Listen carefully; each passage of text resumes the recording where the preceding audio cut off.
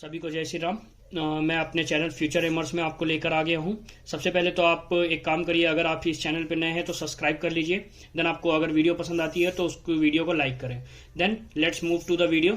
हम वीडियो पे चलते हैं। आज मैं आपको लेकर आया हूँ class 10th CGBSE means CG board. जो भी मेरे दोस्त हैं जो छत्तीसगढ़ बोर्ड से बिलोंग करते हैं उनके लिए क्लास 10th के चैप्टर 1 मैथ्स का वीडियो में लेकर आया हूं आपके सामने, जिसमें हम बेसिक फॉर्मूला के बारे में जानेंगे कि इस चैप्टर में कौन कौन से फॉर्मूले हमारे यूज होने वाले हैं। ठीक है, तो सबसे पहले चैप्टर का नाम है पॉलिनोमियल। ये चैप्टर आपके लिए नया नहीं है, क्योंकि ये चैप्टर हम शुरू से पढ़ते हुए आ रहे हैं। जैसे क्लास 9th में भी हमने पढ़ा होगा पॉलिनोमियल। ठीक है, तो पॉलिनोमियल को सबसे पहले बहुत बारीकी से समझिए। पॉली और नोमियल, पॉली प्लस नोमियल। तो पॉली का मतलब हमको पता है, पॉली का मतलब होता है मैनी। पॉली का मतलब क्या होता है? मैनी। और जो नोमियल वर्ड है वो एक लैटिन वर्ड है। ठीक है, लैटिन में नोमेन वर्ड है, जिससे नोमियल बनाया गया है। नोमेन का मतलब होता है नेम। नोमेन का मतलब क्या होता है? नेम। मतलब कि अगर दोनों की मीनिंग जोड़े तो मैनी नेम्स। नेम्स मीन्स क्या? जैसे एक्स वाई जेड। ठीक है, तो अगर ये एक्स वाई जेड जो वेरिएबल्स हम कहते हैं, ठीक है, देखिए पॉलिनोमियल समझने से पहले हमको दो चीजें समझनी पड़ती है। सबसे पहला होता है कांस्टेंट। तीन चीजें होती है बेसिकली। सबसे पहला होता है कांस्टेंट, देन होता है कोफिशिएंट, देन होता है हमारे पास वेरिएबल। ठीक है, तो सबसे पहले कांस्टेंट क्या होता है? Any numbers is called as constant. जैसे 0 to इंफिनिटी, और बोल सकते हैं -∞ to 0, then 0 to +∞, all's are constant. Coefficient क्या होता है? ऐसे कांस्टेंट जो वेरिएबल्स के साथ आते हैं। तो सबसे पहले तो वेरिएबल समझना पड़ेगा। तो वेरिएबल क्या होते हैं? Alphabets which comes in maths. ठीक है, ऐसे अल्फाबेट जो मैथमेटिक्स में आते हैं उसको हम बोलते हैं क्या? उसको हम बोलते हैं वेरिएबल। जैसे होता है क्या? A to Z, जो भी A to Z जो आए, हम लोग बेसिकली X Y Z, ये है वेरिएबल्स। ये क्या है? वेरिएबल्स का मतलब क्या है? जिसकी वैल्यू वेरी करती है। वेरी मीन्स जिसकी वैल्यू हमको फिक्स नहीं होती। ठीक है, कांस्टेंट मतलब क्या? जिसकी वैल्यू फिक्स है। जैसे यहाँ 2 लिख दिया तो 2 का 2 है, लेकिन अगर मैं x लिखता हूं तो x की जगह पे x ही होता है। x को छोड़ के और कुछ नहीं हो सकता। ठीक है, x की जगह पे हम -∞ से लेके +∞ तक कुछ भी वैल्यू को पुट कर सकते हैं। ठीक है, -∞ से लेके +∞ तक कुछ भी वैल्यू को पुट कर सकते हैं। तो that is called as variable, जिसकी वैल्यू वेरी करे। कोफिशिएंट क्या होता है? समझो बात को। कोफिशिएंट क्या होता है? Coefficient is nothing but it is the constant with variable. जो कांस्टेंट वेरिएबल के साथ होता है, जैसे 3x है, 4x² है, 4y है, तो ये वेरिएबल के साथ जो कांस्टेंट लगा हुआ है, तो इसको हम क्या बोलते हैं? कोफिशिएंट बोलते हैं। ठीक है, क्या बोलते हैं? कोफिशिएंट। तो हमने क्या क्या पढ़ा? सबसे पहला हमने पढ़ा कांस्टेंट। ठीक है, कांस्टेंट क्या होता है? एनी नंबर्स, कोई भी नंबर्स को हम कांस्टेंट बोलते हैं। देन उसके बाद होता है कोफिशिएंट। कोफिशिएंट क्या होता है? Numbers with variables. ठीक है, ऐसे नंबर्स जो किसके साथ हो? वेरिएबल्स के साथ हो। वेरिएबल्स क्या होते हैं?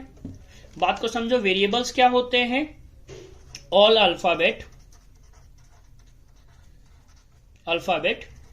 विच comes in mathematics and their value are not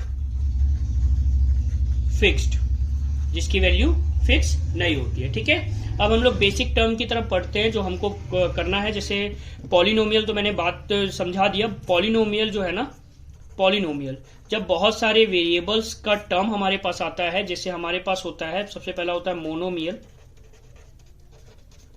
then होता है बाइनोमियल, देन होता है ट्राइनो। देखिए ट्राइनोमियल पे तो आ गए हम लोग, ठीक है। अब ये तीनों कंबाइन होते हैं, जब ये तीनों बाइनोमियल, मोनोमियल और ट्राइनोमियल कंबाइन होते हैं तब हमारे पास बनता है क्या, पॉलिनोमियल, ठीक है। तो पॉलिनोमियल का सबसे बेसिक फॉर्मूलास पे चलते हैं हम, ठीक है। बेसिक फॉर्मूलास पे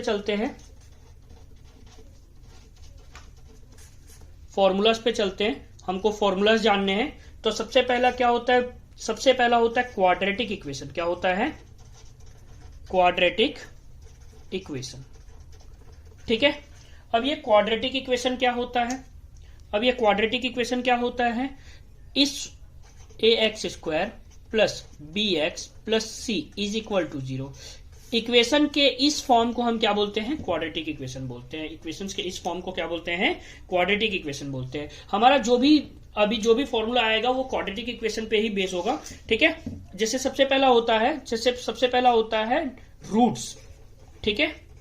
तो हमारे क्वाड्रेटिक इक्वेशन के दो रूट्स होते हैं, एक होता है अल्फा और एक होता है बीटा, ठीक है। दीज आर टू रूट्स, ठीक है। तो हम इन दोनों का सबसे पहले क्या निकालते हैं, सम निकालते हैं। तो इसको बोलते हैं सम ऑफ रूट। क्या बोलते हैं, सम ऑफ रूट, ठीक है। तो sum of root is equal to क्या होता है, sum of root alpha plus beta is equal to होता है माइनस बी बाई ए, ठीक है। अब ये माइनस बी कहां से लेना है, ये देखो यहां से लेना है। ए कहां से लेना है, ये देखो यहां से लेना है, ठीक है। इसके बाद हमारे पास सेकंड आता है प्रोडक्ट ऑफ रूट, जिसको हम क्या बोलते हैं, प्रोडक्ट ऑफ रूट। रूट को मल्टीप्लाई कर देना है, प्रोडक्ट्स ऑफ रूट्स, ठीक है। रूट्स को मल्टीप्लाई कर देना है तो क्या होगा, alpha into beta is equal to C by A. अब यहां से सी कहां से लेना है, देखो यहां से लेना है। ए कहां से लेना है, यहां से लेना है। तो हम जो भी चीज लेंगे हम किससे लेंगे, हमारे क्वाड्रेटिक इक्वेशन से लेंगे, ठीक है।